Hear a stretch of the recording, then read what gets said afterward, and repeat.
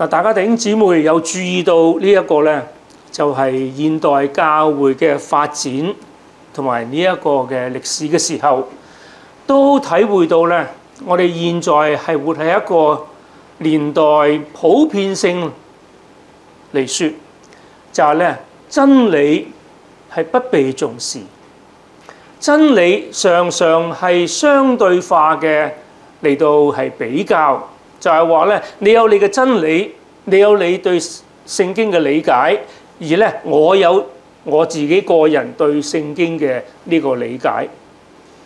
人常常係愛談論有關於神嘅恩典，如何嘅就係咧，在耶穌基督裏邊嚟到寬恕人嘅罪惡，係讓人能夠過着呢一個咧美滿同埋蒙福呢一個生活。但係好少人係愛談有關於咧係聖潔嘅生命。人愛高舉在耶穌基督裏邊嘅自由，又因為就係話咧，佢哋宣告就係我已經得着呢一個嘅救恩，所以按着聖靈喺我內心裏邊嘅運作，而係咧我按着我自己嘅情感、我嘅意向而係生活高舉呢一個嘅自由。然而咧係淡化聖經裏邊要求我哋呢一個嘅係悔改。人係愛談高舉，就係咧宗教嘅信仰係個人化，以至到就係我自己嘅信仰，我自己與呢一個嘅神嘅關係，就係咧我個人嘅問題，係不想呢個其他嘅信徒嚟到係多問或者係互相嘅嚟到係互相嘅幫助。嗱，我哋就活在一個這樣教會普遍教會嘅年代。然而就係我哋今日所面對嘅問題，也是係呢一個嘅初期第一世紀嘅教會所面對嘅問題。喺某方面嚟講，係比我哋現在嘅教會係更加嘅嚴重。呢個就係猶大喺呢個猶大書嘅裏邊嚟到係糾正當時教會一些嘅係危機，好有可能他面對那些嘅假教師，就係早期第一世紀初型嘅係那些係諾斯底派思想嘅人，而呢個諾斯底派喺第二世紀嘅時候就已經係呢一個發展到一個相當蓬勃嘅年代嚟到影響呢個教會。那些嘅假教師，那些嘅假嘅教導錯誤在哪裏呢？就係受到諾斯底派嘅影響，就係他們係因着呢一個當時希臘文化嘅背景嘅影響，而係相信所有屬乎肉體嘅都是係邪惡嘅，只有靈魂嘅部分先至係呢個嘅聖潔，以至到他們係委曲呢一個咧，就係神在聖經嘅裏邊向我哋啟示有關於係人性，意思話人性就係話咧，神創造人，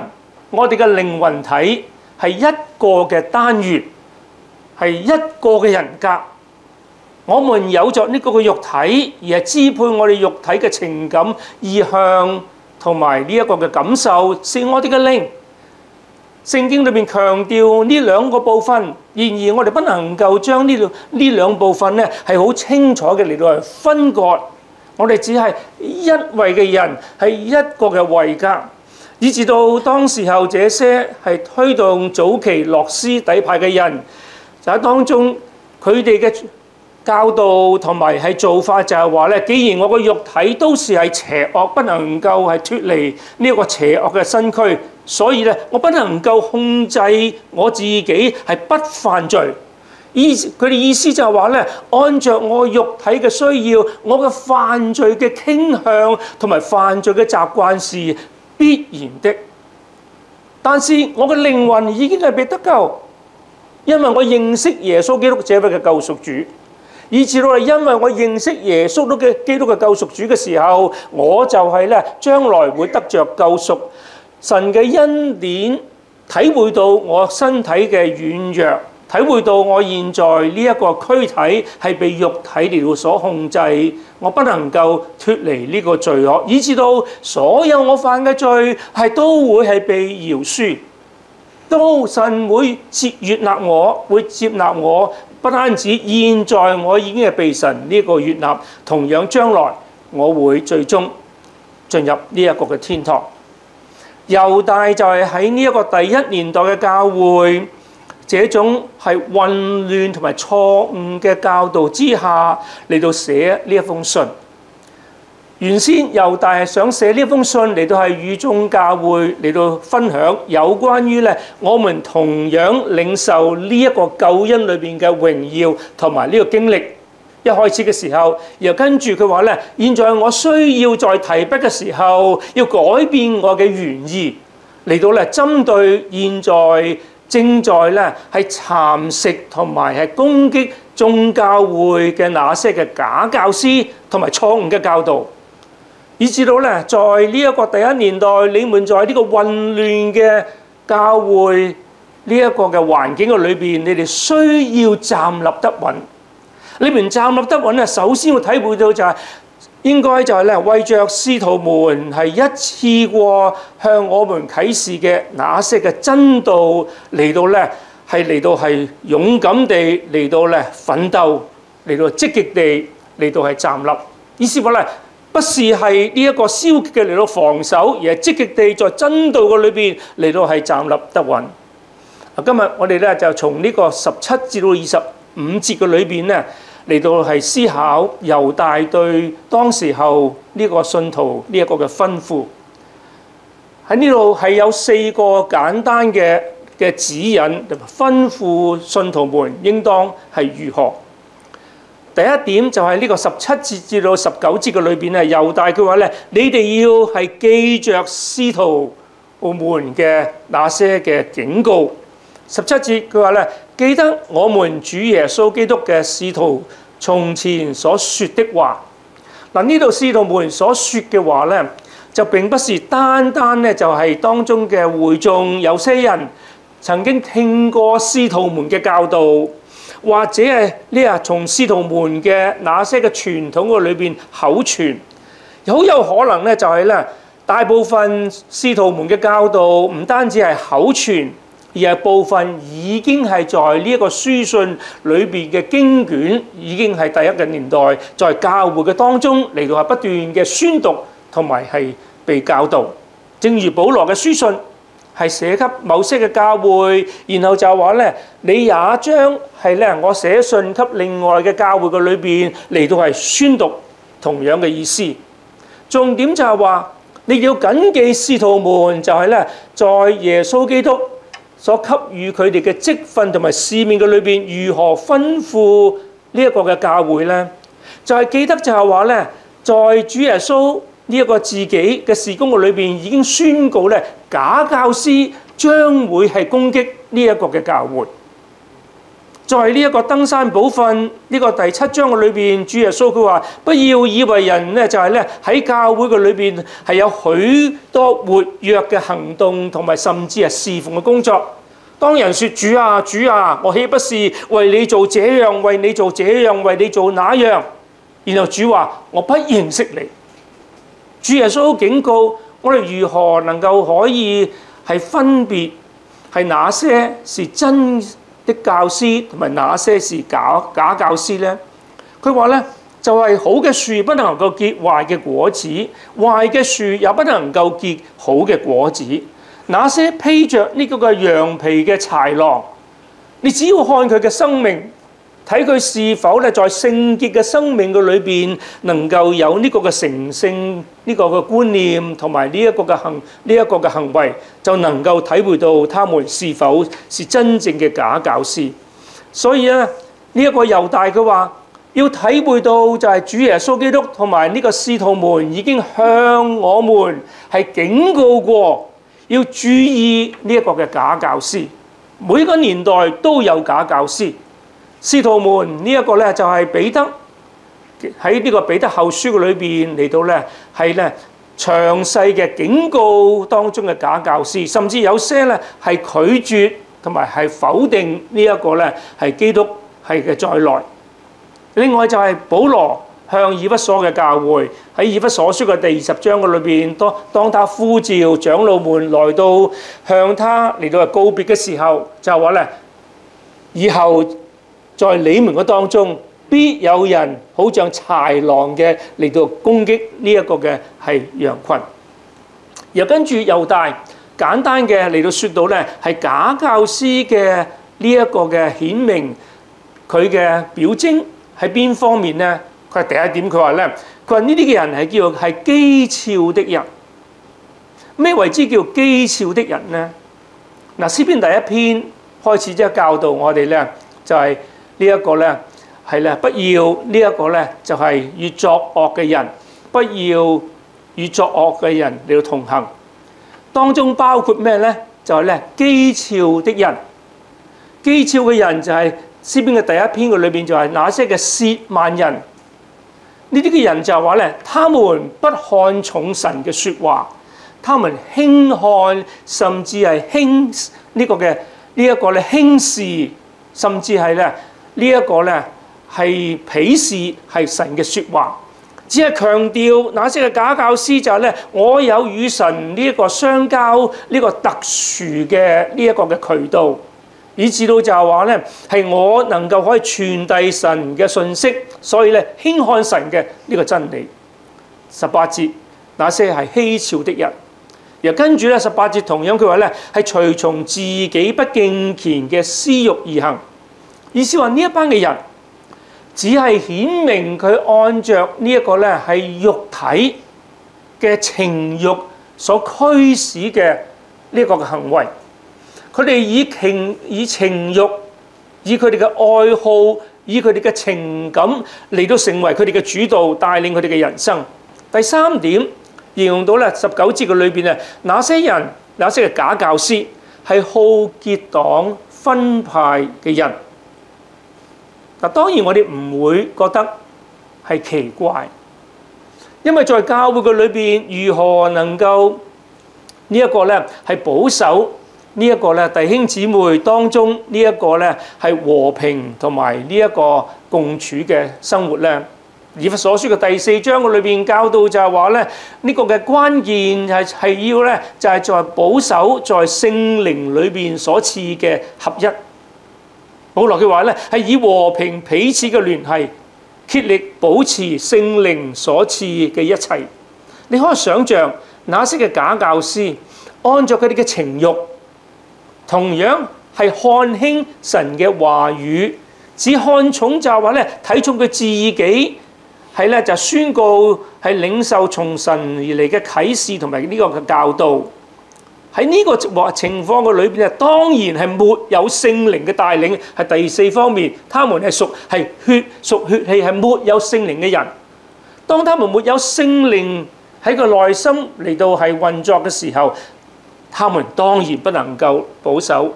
在聖靈裏邊嘅合一。而第4方面咧，形容到佢哋整體嘅人生被形容為咧係沒有聖靈的人。嗱，當然我哋立刻會想到約翰福音嘅第3章嘅裏邊呢個主耶穌與尼哥底母呢度嘅那章嘅經文，有關於人嘅重生。人嘅重生是從就係咧需要從聖靈而生。主耶穌話就係咧，人若沒有重生，就不能夠係見神嘅國，同埋也不能夠進入神嘅國。好明顯就係咧，沒有聖靈引領的人，他們是係沒有經聖靈嚟到重生嘅人。正如羅馬書第8章裏邊保羅所說就係咧，沒有呢個神的靈，沒有基督的靈，就係不屬於基督嘅意思。然而就係猶大喺呢度強調嘅就並不是係重生，當然與重生係有直接嘅關係。猶大所強調嘅就係咧，呢一班假教師喺佢嘅人生嘅意向同埋整體嘅生活嘅裏邊咧，體會唔到咧就係任何有關於保羅喺羅馬書第8章嘅裏邊咧，形容到係被聖靈所引領嘅那些嘅人。亦都睇唔到咧，就係話咧，他們與罪惡嚟到爭戰。加拉太書第5章嘅裏邊，聖靈同埋肉體嘅爭戰，呢一班嘅人，意思話咧，呢一班嘅人只是按着自己嘅情慾，自己嘅呢個嘅意向，宣稱就話從神嘅裏邊得着呢個啟示，同埋與神呢個相交這種嘅生活嚟到嚟到度日。假教師係好像咩呢？就好像那些係賣假藥嘅人，將呢個假嘅藥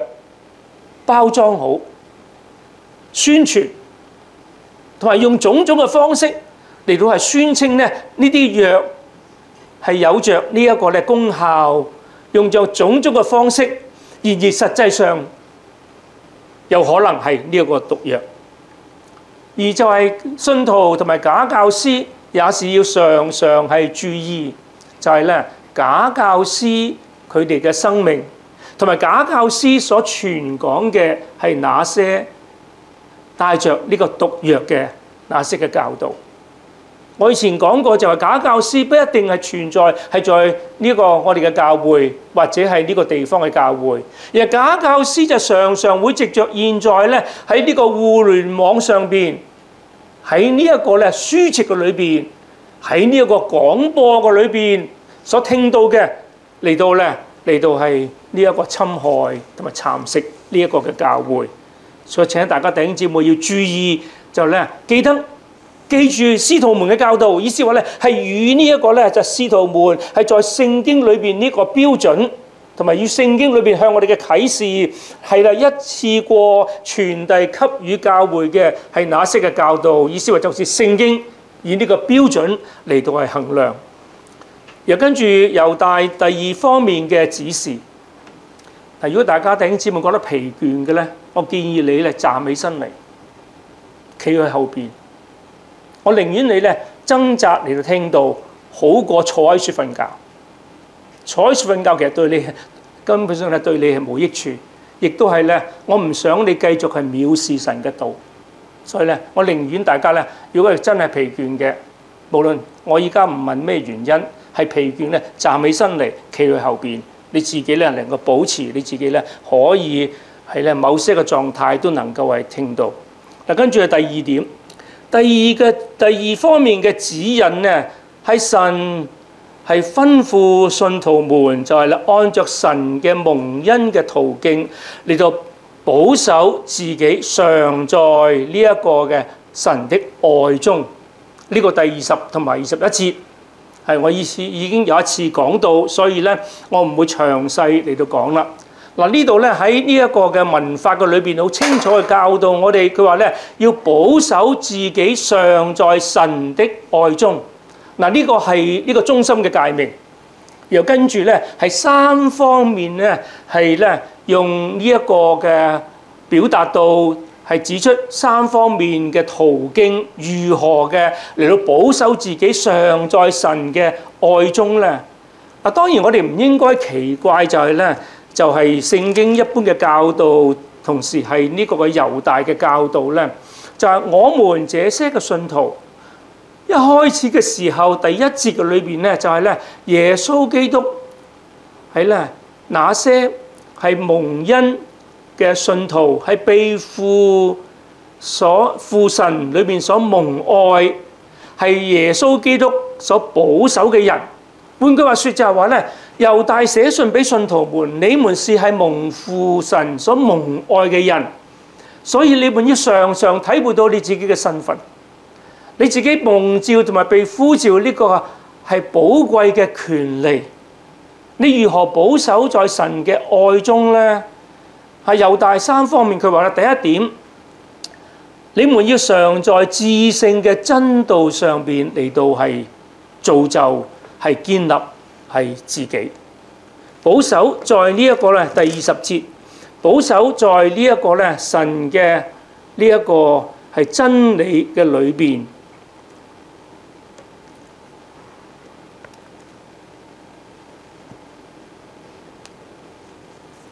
保守在神嘅愛真理嘅裏邊。第20節佢話咧，要在至聖嘅真道上造就自己。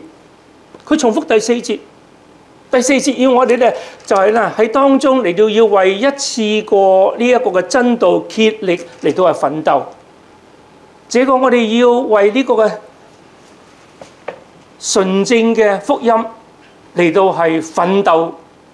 呢個嘅真理，也是這些嘅真理，我們常常要咧嚟到係認識，我哋要默想，我哋要操練。大家相當熟悉嘅途徑就係咧，係聖經裏邊係相當嘅清楚。點解我哋嘅主日要呢個敬拜？點解我哋要讀經？點解我哋要默想？點解我哋要讚美？點解我哋要聽道？點解我哋要為聖經裏邊所教導嚟到禱告？呢個不單止係呢一個咧，係一個嘅宗教嘅儀式，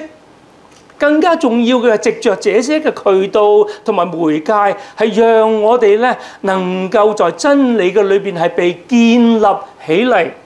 猶如係一座嘅房子。假若你係不以呢個神嘅真理嚟到建立你自己呢一個屬靈嘅生命嘅房子嘅時候，在你呢一個平安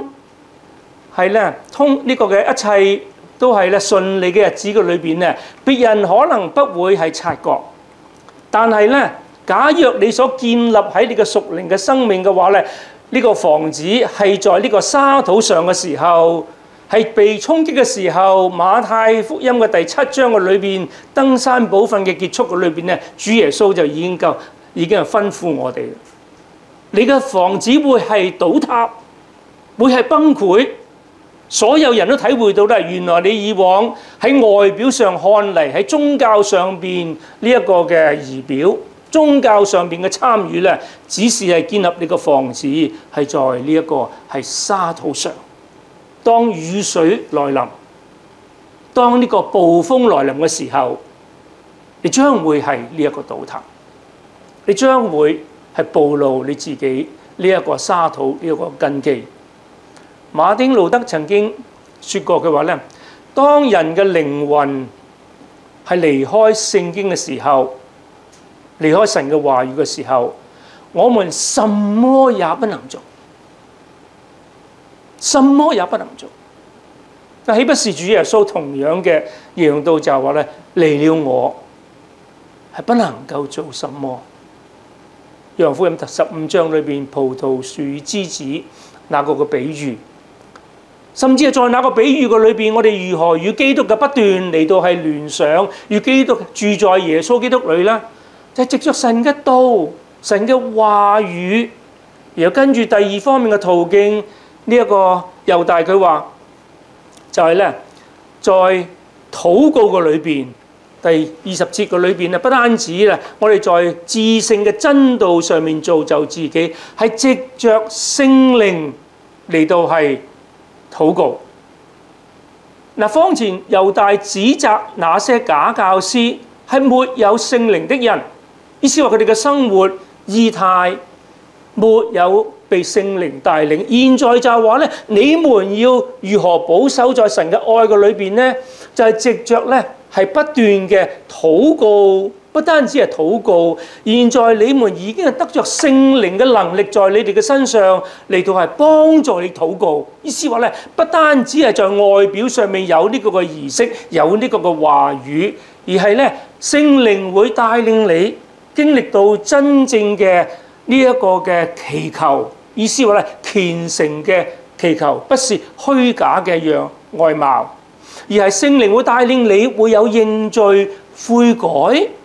會有認識神嘅真理嚟到係咧激發你嘅情感、你嘅愛，激發你對基督嘅仰慕同埋係渴慕。嗱，呢個禱告咧，我相信咧主要咧就並不是係強調係為別人嚟到祈求。大家記得就係呢個中心嘅誡命咧，就係保守自己在神嘅愛嘅裏邊。所以在禱告嘅裏邊，係一個嘅項目，當然係為別人嘅需要嚟禱告代求。但係咧喺呢一個中心嘅誡命嘅裏邊嘅時候，就係話咧，我相信猶大係強調基督徒係如何嘅在禱告係與神相交嘅裏邊經歷到神嘅愛，經歷到神嘅愛。意思話保持我哋在禱告嘅生命嘅裏邊係與神嚟到係相交。同樣嘅就好像保羅喺帖撒羅尼迦前書嘅第4章嘅裏邊吩咐信徒，佢話要常常喜樂，不住嘅禱告，凡事嘅謝恩，因為這是神在基督裏向你們所定的旨意。換句話說咧，禱告與神相交，在禱告嘅裏邊，包括我哋嘅感恩、我哋嘅喜悅、我哋嘅謝恩，所有一切都是咧不斷嘅係與三一神嘅相交嘅呢個嘅活動。第三方面，如何保守我哋在神嘅愛嘅裏邊呢？就係仰望耶穌基督呢一個嘅係再來，仰望第11節，佢話仰望我們主耶穌基督嘅憐憫嚟到進入呢個嘅永生。嗱，呢度咧，我相信啊，不單止係相信基督徒，我哋相信基督嘅再來，我哋相信基督來到地上嘅審判呢個嘅事實，同埋佢嘅應許。而係話咧，在我哋保守在神嘅愛嘅裏邊，我哋相信救恩嘅操作、救恩嘅運行，一部分就係話咧，就係我哋讓呢一個盼望，讓耶穌基督重回地上審判，同埋作最終嘅拯救呢個盼望，係活潑地活在我內心嘅裏邊。換句話說，就係話咧，耶穌基督將來。不單止係將來在呢個人類歷史裏邊時間表嘅一個真實嘅呢個事實，而係話咧，呢一件嘅事實將會挑旺我嘅內心，就係話我現在已經係得救，喺某方面嘅概念同埋認識，就係話咧，我現在已經係完全得救，因為神嘅呢一個應許同埋佢嘅拯救是確實的。然而喺某方面嚟講，我現在還活在地上，要與罪惡爭戰，係要過敬虔嘅生活，同樣也以喜樂嘅心咧嚟到盼望基督最終來到地上，嚟到係拯救完成我呢個最終嘅得贖。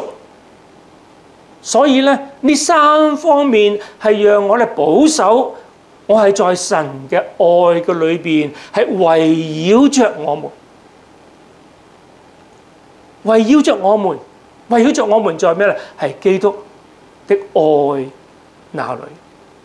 正如保羅喺呢個羅馬書第8章嘅裏邊一開始就係話咧，如今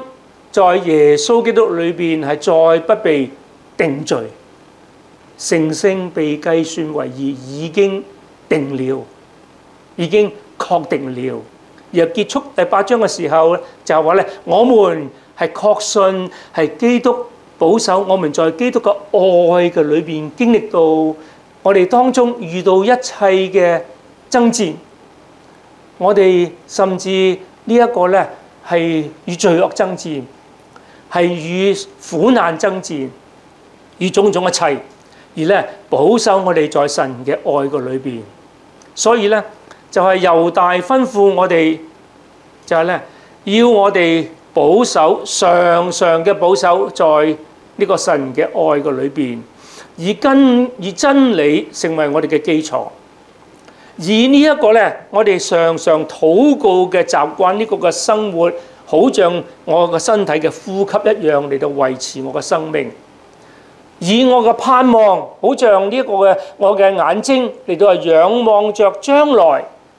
以至到看到神對我自己嘅救恩呢一個嘅計劃，同埋佢自己呢一個嘅目的。第三點咧就係呢個猶大對我哋嘅吩咐同埋呢個嘅指引係咩咧？就係話咧，在教會嘅裏邊，我哋如何嚟到係面對那些被假教師同埋假教導所迷惑嘅那些嘅信徒咧？喺23節佢話。有些人你們要從火，所以對唔住，佢話咧，有些人22節，有些人係心中係疑惑，你們要憐憫他們。換句話說，他們係被假教師影響而搖動佢個信心，他們被假教師嘅教導嚟到係咧係搖動佢哋嘅信仰。喺呢個情況嘅裏邊，我哋要學習嚟到係如何嘅係忍耐，如何嘅係憐憫他們呢些嘅人，我哋要憐憫他們，我哋要嚟以恩慈嘅勸勉，我哋要以禱告，要以關懷嚟到嚟勸勉，嚟到扶持他們，以至到他們能夠咧係脫離被假教師嘅迷惑，因為他們咧好像咧係被風所吹嘅蘆葦，他們不能夠咧就係咧係有呢個嘅主見，係在真理嘅建立嘅裏邊。我哋要需要咧係將真理信徒所交託嘅一次過嘅真理嚟到幫助扶持他們，建立他們嘅信仰。另外一部分，佢話咧，佢係有些人，你們要從火中搶出來嚟到搭救他們。另外一些嘅人呢，係比較更加嚴重嘅，他們係陷入在危險嘅當中。呢些人呢係需要搶救。喺呢度咧，猶大好似咧就係話咧喺呢一個嘅係醫院裏邊嘅急救室裏邊咧，就係話咧，當所有人嚟到係急症房嘅時候，呢個急救呢個部門嘅時候咧，要觀察如何咧，哪些嘅人係需要嚟到咧，就係話咧需要咧係立刻拯救佢。因為時間拖延嘅話，這些嘅人可能就係不能夠可以咧係救活佢嘅生命。意思話有些人呢類嘅人係需要嚟到搶救，好像係火中嚟到咧就係被焚燒，同埋與一堆嘅柴在焚燒嘅過程嘅裏邊，你要將佢搶救出嚟。猶大喺呢個係引用舊約嘅經文。呢類嘅人不單止咧就係在思想嘅裏邊，已經係咧真理被假教師嘅教導咧嚟到咧搖動咧，佢哋失去咧喺就真理呢個穩固嘅地位嘅裏邊，而且咧佢哋開始喺生活嘅裏邊咧嚟到係參與相信那些嘅假教導，係活在罪惡嘅裏邊。你們要警告他們，你們要係搶救他們。第三方面，有些人，你們要存呢一個咧係畏懼嘅心，係憐憫他們，係連那被情慾染污嘅衣服也要呢一個嘅厭倦，也要厭惡。第三組嘅人係在教會，意思話咧，除了假教師以外，猶大已經咧就係咧係揭露佢哋嘅假面目，指出佢哋錯誤嘅教導。而係宣告就話呢一班嘅人最終會得着神嘅審判，完全係不會逃離神嘅審判。引用到舊約裏邊呢個嘅可拉，引用到舊約裏邊呢一個咧在曠野年代那些反叛呢一個嘅以色列民，引用到就係話咧呢一個嘅甚至呢一個背叛嘅天使。所以咧就係話咧他們嘅審判已經係定局。然而，在那些會眾係被假教師所影響嘅、疑惑嘅，你哋需要溫柔地嚟到幫助他們建立在真理嘅裏邊。陷入在危機嘅裏邊咧，就已經開始進入到那些罪惡嘅裏邊嘅，你哋要搶救。然而，對那些已經係被污染了，嗱呢度用嘅形象係咩咧？就係舊約裏邊嘅年代，或者主耶穌基督嘅年代，那些患了麻風嘅人，他們嘅衣服係都被呢一個嘅污染，以至到咧不單止患麻風嘅人需要醫治，連佢嘅衣服都要處理，用呢個形象嚟到表示，意思話咧呢一班嘅人已經咧係咧深入活出那些假教師呢一個咧，在罪惡嘅生命嘅裏邊，呢一班嘅人，你哋要點樣咧？你哋要心存係畏懼，同樣嘅要憐憫他們。意思話咧，他們不是你嘅敵人，那些假教師是你呢個敵人，而假教師最背後裏邊呢一個咧嘅來源是呢那位嘅惡者。以至到咧憐憫他們呢一班嘅人，好有可能係不能夠可以幫助到佢哋，因為佢已經咧就係話咧係被罪惡所污染而活在罪惡嘅裏邊咧。呢一班嘅人只能夠咧就係話咧仰望神嘅憐憫同埋恩典，有些可能會得以挽救。假若佢聽從呢一個嘅真理，聽從呢一個勸告同埋係警告嘅時候，他們的確係悔改。有些嘅人可能係不能夠被挽救，他們只能夠就係話咧，係我哋只能夠係仰望神自己喺佢憐憫嗰裏邊如何嚟到係呢個嘅看他們嘅結局。所以第三點咧，呢個嘅指引就係咧，就係猶大幫助呢一個教會嘅裏邊如何看待係被假教師所影響嘅那班嘅信徒，用不同嘅程度同埋呢個嘅方式嚟到係扶持他們。而最終第四點咧，呢個第四方面嘅指引就係猶大佢話咧，信徒們，我哋要依靠神嘅大能嚟到係持守到底。嗱，聖經係相當嘅奇妙嘅。聖經一方面咧就常常教導我哋咧，我哋需要嚟到咧就係話咧持守在咩咧係真理嘅裏邊，而咧就係猶大書已經係多次係咧就係勸告我哋。第四節嘅裏邊要我哋咧持守在係一次過係為交託使徒嘅真道竭力嚟到係奮鬥。而方才我哋講到嘅裏邊嘅內容也是咧叫我哋咧就係21節咧係保守我哋自己在神嘅愛嘅裏邊。所以咧一方面我哋信徒係需要藉着神所按立那些嘅媒介，在保守在神嘅愛嘅裏邊，保守在救恩嘅裏邊，以致到我們不失腳，以致我們不會成為一個背道的人。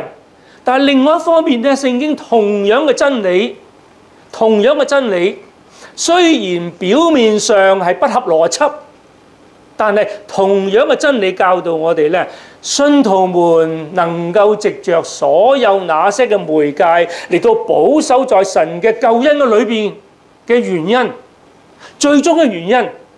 因為神保守我們。神保守我們，而係在猶大書咧，就係整本嘅聖經嘅裏邊最大嘅安慰就係咩咧？最大嘅安慰，神保守我們，就係在猶大書嘅裏邊第14節佢話咧：願那能保守你們不失腳，使你們係無瑕無疵，係歡歡喜喜站在他榮耀之前的。我們嘅救主係獨一的神，呢度稱呼主耶穌基督是獨一嘅真神。藉着我們嘅主耶穌基督，我哋得可以享到榮耀、威嚴、能力、權柄，直到呢個永永遠遠。意思話咧，同樣在25節裏邊一封信嘅裏邊，猶大多次嚟到係吩咐我們，促使我們要按照神嘅蒙恩嘅途徑嚟到保守自己。然而結束嘅時候就話咧，最終基督徒能夠保守嘅話，因為神嘅保守嘅大能，使到信徒係不失腳。而神保守信徒係不失腳咧，喺呢個過程嘅裏邊，俾我哋看到哪些是真信徒，哪些是假信徒咧？就係真信徒會係點樣咧？真信徒會積極嘅嚟到咧，在神嘅那些按立嘅蒙恩嘅途徑嘅裏邊嚟到積極保守自己。呢個就係腓立比書2章13節嘅裏邊保羅嘅教導。哪些是真信徒咧？真信徒喺呢個2章13節嘅裏邊就是那些咩咧？就是那些就係咧戰驚恐懼完成自己得救嘅事。嗱，呢個得救嘅意思咧，12節嘅裏邊保羅意思就係我哋成聖嘅意思。有13節佢話，因為是神在你們心裏運行，係使你們係又立志又實行，為了成就他嘅美意。換句話說，所有真正屬神嘅子民，有着呢一個咧真正嘅救恩喺佢內心運作，聖靈讓他重生，聖靈讓他能夠咧係被聖靈引領，而保羅稱呼為咧是屬神嘅兒女。那些嘅人，他們會點咧？經歷到咧神喺佢個內心嘅裏邊嚟到讓佢又立志又實行。誰立志係實行咧？那些嘅信徒。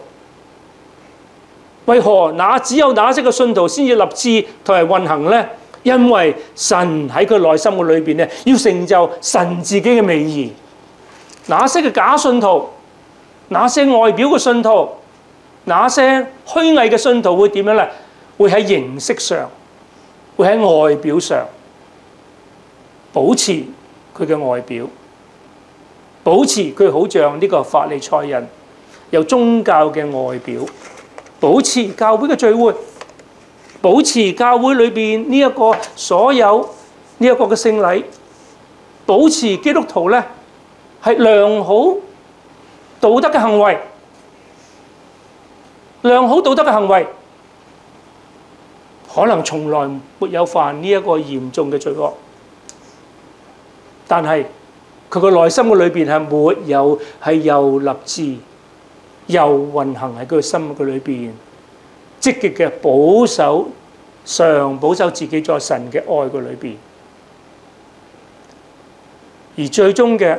我哋體會到神嘅應許，神嘅救恩是永遠不會失敗的，因為救恩從開始至到結束，都是神在背後嘅工作，同樣在歷史空間環境嘅裏邊差遣主耶穌基督來到地上嘅工作，也同樣這位三一嘅真神差遣聖靈活在每一位真正信徒內心嘅裏邊同時嘅工作，常常嘅工作，穩定嘅工作，長時期嘅工作，呢個就係奇妙嘅救恩，呢個就係奇妙嘅救恩。求主嚟到幫助我哋體會到就係話咧，我哋能夠立志，我哋能夠實行，